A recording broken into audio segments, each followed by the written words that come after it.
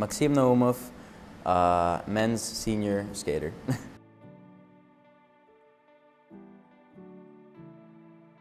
Tomorrow's champions. Describe this program. Yeah. And sort of how, I mean, it was really cool to see you out there with these kids. Yeah, I mean, it's a program that my parents started about 5 years ago now when they actually built this rink. It's a program that takes kids from 4 to 7, and we go through a curriculum and we progress through the levels. They're so sweet, all of them. I can't explain to you how many kids I've seen, from the beginning to the end, graduating, within a year and a half period, 2 years. It's been incredible to be a part of that program, and I've been a part of it since the inception, and always assisting my parents with it and stuff. I mean, they started it. It's a pretty competitive program. I mean, it's teaches kids how to do all of the basics and kind of getting them ready for double jumps, triple jumps, and so on and so forth, especially at a critical time like 4 to 7 as they're developing. And we incorporate gymnastics, we incorporate ballet, we incorporate all of this stuff of warm-up, off-ice stuff. So it's a wonderful program. I'm incredibly excited to be the on-ice director of it now. So it's great, and being able to go out there with them was so much fun. I mean, they're so sweet, and they're all looking up to me like, oh. These kids, they really have a passion for this sport. Like, you can see it. They get out there like incredibly excited, just amped up every day. We have our practices Monday, Wednesday, and Saturday, and look, any kid that's 4 years old, it's hard to keep attention, right, for more than however much time. And our classes go for 50 minutes, so it really means a lot when somebody, a child that's like 4 to 5 years old, is able to stay engaged and really just be into this sport as much as they are. It's very, like you said, refreshing and rewarding, honestly. And so and again, you work with these kids as they progress through the program, and you watch them grow up. In a sense, and it's incredible to see what they do and how much they're able to accomplish in such a quick amount of time. I'm a huge believer in in learning a lot from coaching, because honestly, a lot of the stuff that I learned about myself was through coaching others, actually. And I think any young coach will tell you the same thing. Like, you start to look at things a bit differently, and you look at other athletes and you're thinking, okay, well, something that was so difficult to understand or to get through, or a challenge, or a problem that your student is having now, it's like, oh my God, I had the same exact thing, and I can relate and I understand now. Like, and you can offer a different piece of advice that might help that student. And same thing, it's incredibly rewarding, and they thank you as well for that. I mean, they're able to kind of see it from a different perspective, and they can relate to us more too, because we're still training and competing. So they know that the stuff that we're talking about we're doing it like 2 hours later, or 2 hours earlier. So granted, it is the Olympic season, so I'm not coaching as much, but the Tomorrow's Champions program, I'm always involved with it, year round. I got my programs choreographed by Benoit. He's somebody that I haven't worked with before. I was able to go to Europe actually for about 2 months to train at his camp with some of the best skaters in the world. So I was there getting experience, 5 different technical jump coaches that were all helping me with my jumps, and obviously this world-class choreographer. So I was able to get so much experience so early on in the season, which I haven't really had before. So I have a lot more confidence now than I did, any previous season. And the feedback that I got from the judges and technical specialists here at this camp just reinforced that, really. There's still a lot of work to do, of course, always. There's always work to do.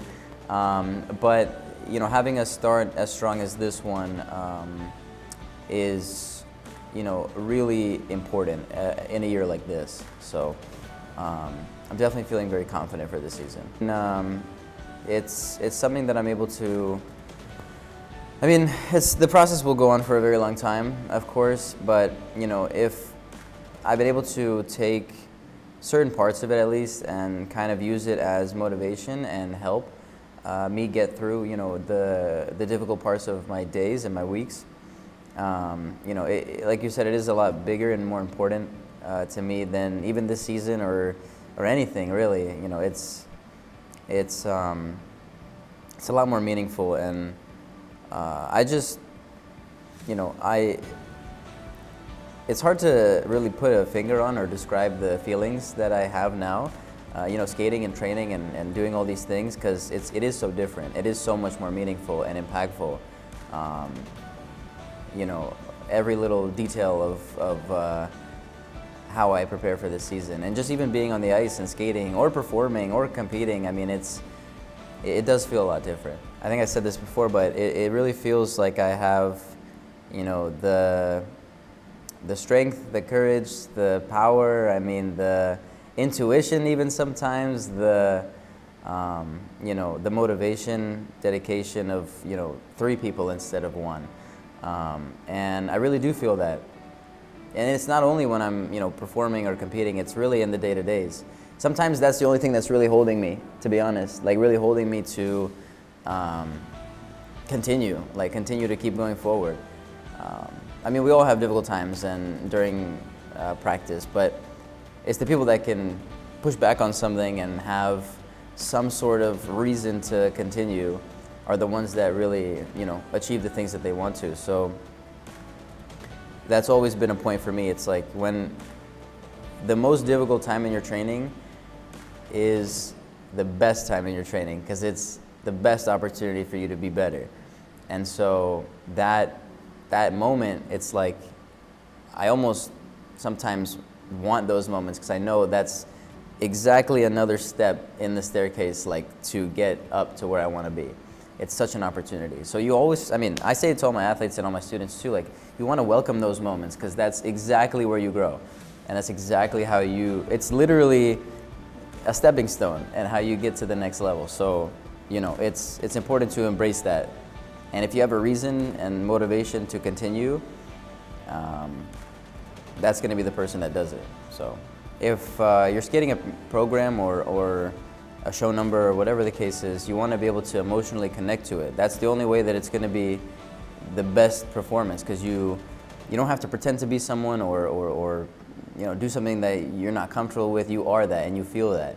Every program that I've had has been some part of my life that I could relate to, whatever the lyrics were in that song or whatever I felt during that moment, or some difficulties or whatever the case is.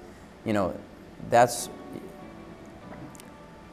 why I sometimes, I find even from a younger age to get the athletes to understand that, like, hey, I want to pick a piece of music that I am incredibly connected to, so I could be open and vulnerable, and like that's where the moments, like the show that I had, like just tears, like emotions, like that's what it's all about. And if you're upset or you're angry or you're frustrated, the best way to take that out is to just train, to just work, because that's energy. Whether it's good or not, that's for you to decide.